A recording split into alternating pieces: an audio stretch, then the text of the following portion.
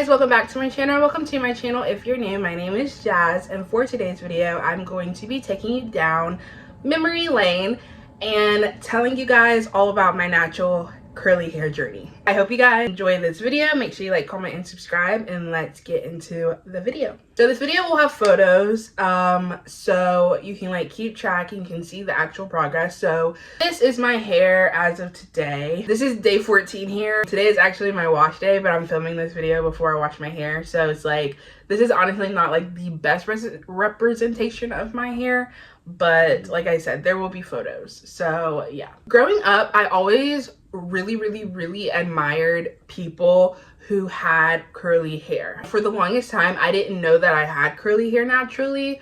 I don't know why, I just always thought my hair was naturally straight. Maybe because growing up I would always get perms, but I don't know, I just always thought that. I would see people in middle school, high school. My mom also, she had like very pretty hair. I don't know why, I just didn't think I didn't have natural curly hair. Like I just would always straighten my hair. My second semester of senior year, after prom, I told myself I'm gonna do my big chop. I got a silk press for prom, and I was just like, after this silk press I was going to start my natural hair journey and all of that. I think I did it like either the end of April or the beginning of May, and no, it was April. So I had told myself I don't think I want a big chop. I think I just want to slowly transition my hair. So what that means is basically I kept the dead hair and I just grew out my natural hair. So like my roots would be curly because it would be new growth, but like the strands of my hair would be straight because I had a perm or because I straightened it. And I waited until my natural hair got to a certain length and then I cut off the dead hair. So that was kind of how I did it. I kind of transitioned into it instead of just doing flat out big chop. That was mainly because I was just like really afraid to have short hair. Like I was really afraid. It had like, there was a lot of factors, especially like where I grew up. I just was just not ready for that. And so that's why I decided to transition. If you're trying to go natural, like you do not have to go straight into a big chop. A lot of people will say like just do it, just hair, but like go at your own rate, literally, like your own pace. I transitioned and this is my hair now, so it's like either way you'll get there. Mind you, I hated how my hair looked when I was transitioning it.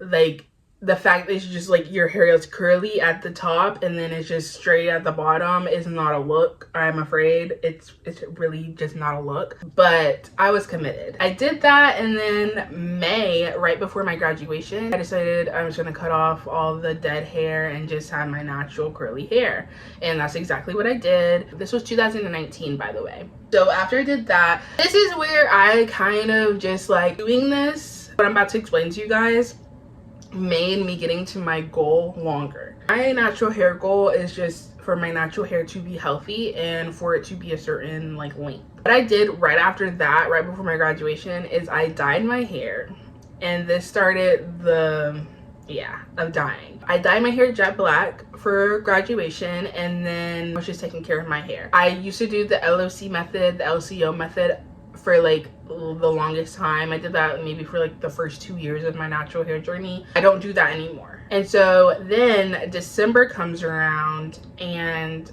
I dye my hair again, and I dye a lighter color, so it's like I had to use developer. yeah, around this time I was not really, I like took a step back from honestly taking care of my hair. All of 2019, from May to December, I was doing my hair regimens.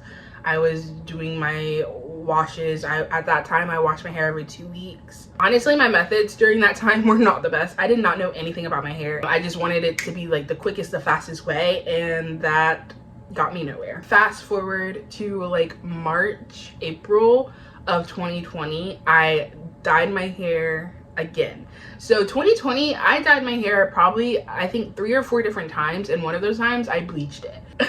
That's what I'm saying. Like I was not really worried about the health of my hair when I first went into my natural hair journey. I really just wanted it to look good, but it's like at the same time it didn't look good because it was severely damaged. So yeah, I dyed my hair again around like March of 2020. I dyed it again summer of 2020, jet black. And then going into fall of 2020, I bleached it blonde. Like, it was, my hair was blonde, and I'll put the photo here. And I straightened it, and it fried my hair off. Like, my hair was longer than this straightened, but then I bleached it and I straightened it, and my hair was literally to my ears. After that, I was not really liking the blonde, and I was just like, yeah, I don't like this. Then I dyed it again jet black. I straightened my hair and all the color came out, and my hair was just back to not my even regular color because it was bleached, so it was just back to like a dark color. After that, and then also during this whole year 2020, my hair was mainly in a puff, like a high puff every day. Like, I didn't wash my hair routinely. Also, all through 2020, I was outside. I was doing the most in 2020 except for taking care of my hair. So 2020 was not a good year for me. Honestly, my first like the rest of 2019 was a good year for my hair. 2020 was not a good year for my hair, and honestly 2021 wasn't, 2022 wasn't, 2023 wasn't. I like literally, when I kid you not, last year 2025 was the first year that I actually took care of my hair properly. I was like 20, 21, 22, 23, 24, 5 years into my journey just now taking care of my hair. Don't let that be you. And I was just like, okay, I think it's time for me to do a second big chop. So I was like, the beginning of 2021, I'm gonna cut all my hair off, and I did. I actually did the big chop. So this was my hair at the beginning of 2021. At the beginning of 2021, I started taking care of my hair. I was doing the LCO method, the LOC method, whatever one. I was washing my hair more, but I still was not a routine. Then, like, leaning into like the summer of 2021, I started getting braids a lot. 2021, and then literally all of 2022 my hair was in braids, box braids. At that, don't do that, especially if you have high porosity hair or you have fine hair. Don't do it, because it destroyed my hair. Like, my hair was longer, yes, because it was away in braids for literally a year and a half but not the same braids, but like I just routinely would get box braids back to back to back and not let my hair breathe, and the breakage was severe. I was not, also during this time, I was not doing deep conditioners, I was not doing protein treatments. I was just washing my hair, washing and conditioning my hair, and then putting product in it. My hair was severely damaged after doing box braids that many times throughout that period of time. Like, I went into it thinking, oh yeah, my hair's gonna grow and be really, really long if I put my hair in box braids year round. No, it will grow, yeah, but it will be dead. Like, it's gonna break. Like, there's gonna be you're gonna have a lot of split ends, a lot of like, not even like actual layering, but that's how it looked. Like, my hair looked like it was layered, but not from like a professional standpoint, from breakage due to box braids. So literally the rest of 2021 and all of 2022 my hair was in box braids, and I wish I did not do that, because it didn't necessarily like push me back, but like it low-key did push me back a little bit with like my hair health journey, not necessarily my hair growth journey, but yeah. Then 2023 comes around, and 2023 I did not consistently wash my hair. Now I wash my hair every week. I wasn't doing that in 2023. My hair was still put in box braids, just not year round. I didn't dye my hair. I haven't dyed my hair since 2020, so that's good. But like, I wasn't taking care of my hair in 2023. My hair, like I said, it was just always like up in an updo, not moisturized, not taken care of, and that's just kind of how I went through 2023. Here's pictures of my hair in 2023. Then in 2024 I just started seeing more and more things about natural hair and like the health of it, and I stopped telling myself like, stop focusing on the length of your hair and start focusing on the health of your hair. So I just started getting more information on the health of your hair, the like how to keep your hair healthy, instead of trying to prioritize length, because with health, length will follow. I think 2024 I had 2 sets of braids. I still didn't color my hair, and I started doing twist outs. I didn't do them like weekly like I do now. I don't do twist outs now, I do braid outs, but like I didn't do them weekly. It would be like maybe like a once a month type of thing, doing my twist outs helped grow my hair. I was low-key getting the formula like year by year. Yes, it was the fact that I was doing twist outs, but it was also the fact that like I was washing my hair more than I was in previous years. It just still wasn't like a routine thing. 2024 is also whenever I started incorporating hair masks, deep conditioning, protein treatments, all of that. I just feel like I had a lot of information in 2024 about my hair. Like I was doing all the right things, I just wasn't doing it consistently, and I wasn't doing it routinely in 2024. Here is how my hair looked throughout 2024. Like I still have breakage. I don't know what I was doing. I did still wear my hair up a lot, so honestly that could have been why. And also 2023 and 2024 I had a very bad habit of like picking at my ends. Like I would literally sit there and be picking at my ends for hours and hours throughout the day, and then I would wonder why I would wash my hair and my hair would be like, a section of my hair would be like up here and then other sections would be down here. My back section of my hair was like the worst section. Even last year, 2025, it's because I would just like be picking and picking and picking and picking and picking and getting those like fairy knots out. But that's just not the way to do it. And I would just constantly, my hands would constantly be in my hair.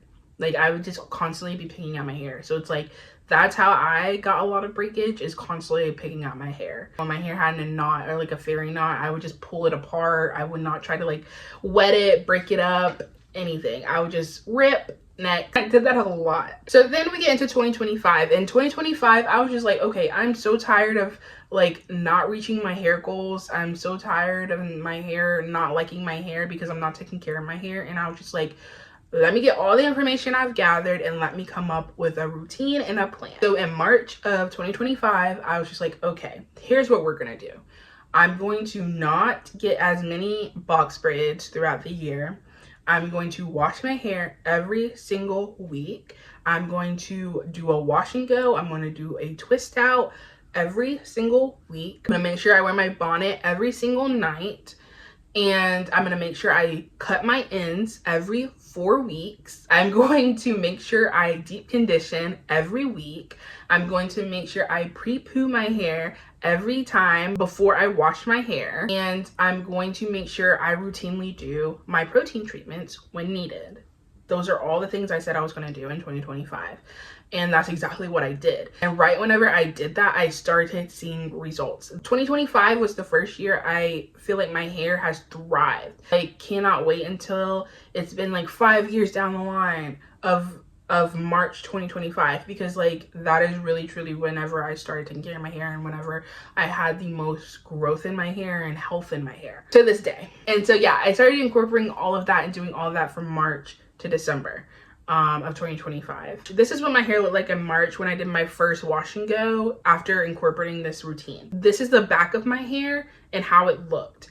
Y'all see the breakage. This was the point of my hair where I like was picking out the most, and you see how the back section of my hair was like up here, but then the rest of my hair was here. I was like, how am I gonna fix that? And then now we're here. This is how my hair looks now. Looking at this section of my hair, you cannot really see past my hair, but this photo that I took in March, you can literally see through my hair. I don't know how to explain it, but like, look at this and you just see black. You don't see the wall behind my hair. I think I cut my split ends total from March to December a total of 3 times. I think for this year, I'm gonna have it be 4 times. I started out being super anal about cutting my hair, and then all throughout 2025, I was just like, oh, it's time. And I just didn't like feel anything about it because it was time. And in October of last year, I got my first sew-in. I heard mixed reviews about getting sew-ins, like if they like help your hair or break your hair. I have like, again, high porosity hair, fine hair. I would say my hair was like low to medium density. I was just really nervous about it. So I left it in for a total of 2 months, 8 weeks. And honestly, my hair got to this point, I feel like, from, yes, taking care of my hair, but like the length part and the growth part definitely came from that sew-in and having my hair up in braids away for 2 months, definitely. And I was really nervous about like breakage or like split ends, but that was not the case. I took out my sew-in after 2 months and my hair was thicker. Sometimes we'll just be like, my hair is just super thin, blah, blah, blah, blah. But like, and that's how I felt before my sew-in. But after I took my sew-in out, I was like super shocked at like the thickness of it. I don't think I would leave in a sew-in more than 8 weeks just because of the fact I do have fine hair. But I will be redoing my sew-in. I'm probably going to do it either the end of January or sometime in February because I do feel like it really did help my hair. Also, I routinely do braid outs now. I don't really do twist outs because I don't personally like how twist outs look, but I love how braid outs look. And so I do braid outs routinely, and I have my bonnet on routinely. Like most of the days if I'm not having errands or I don't have to go outside, I have my bonnet on and my hair is protected all throughout the day. That could also be why I feel like my ends aren't as split and I don't have as much breakage or fairy knots, just because most of the time if I'm not going outside, like my hair, I'm keeping my hair in the braids and I'm keeping my hair in the bonnet. These are pictures of my hair throughout 2025. And so now we're here in 2026. This is the longest that my hair has ever been. Also, I blow dried my hair before my sew-in, and this is how long my hair was blow dried. I don't know how long it is now after the sew-in, but I will be blow drying it again when I do my second sew-in, so we'll see. This is how my hair is now. I'm absolutely in love with my hair. I fell in love with my curly hair. At first I did not love my curly hair, but this past year really made me love it. I loved learning about it. I loved the trial and error, finding out what helps and what doesn't. I just love everything that goes into having curly hair. And yeah, like this is where we're at. This is not my goal. I have my goal on my vision board for 2026, and I'm like super excited to see how my hair is gonna look December of this year. But we're not at my goal yet, but we are getting there. This was just my natural hair journey, but if you guys want a tips and tricks, I was kind of gonna wait until the end of this year to do that when I reached my natural hair goal. But if you guys want me to do like a quick tip and tricks for your hair and you want me to get more into it, I will do more hair content on my TikTok. So if you don't follow my TikTok, go follow it. I post every day. Love yourself, love your curls, love your natural hair. You're beautiful. Your hair is beautiful. But yeah, that's the video. Make sure you like, comment, and subscribe, and I will see you guys for the next video.